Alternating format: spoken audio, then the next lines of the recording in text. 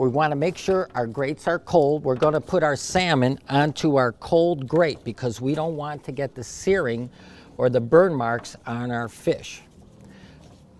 Fish goes on the cold grate, and this will be very easy now just to put all this fish on the grill, because if I didn't do it this way, by the time I put this last piece on, these first pieces would be all ready to flip and turn. Now look at that rub, how beautiful it looks. That's our flavor.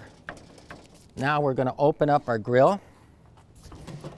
We already had our vegetables on. I put these on a cold grill. You can see how there's no burning and charring. I took the mushrooms and the zucchini off.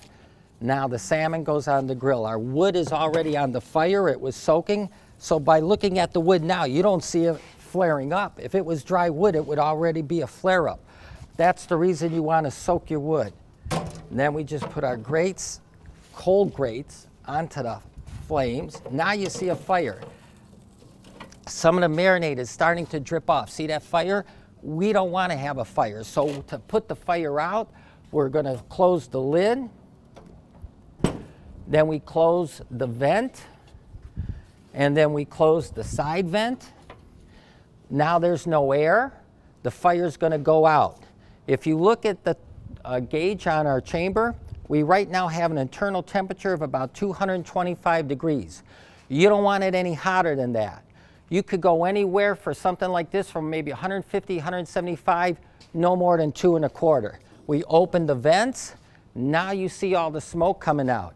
If you want to increase it, you can open the side vents. You'll have a hotter fire. As soon as I open this, if you start to see the fish on the edges start where the proteins coagulate, that's an indicator that you want to flip and turn the fish. And there we are.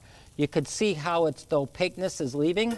And now we turn it over, and no burning, no charring. And you'll see how, boy, does this look good. This is exactly how we want it, just like this.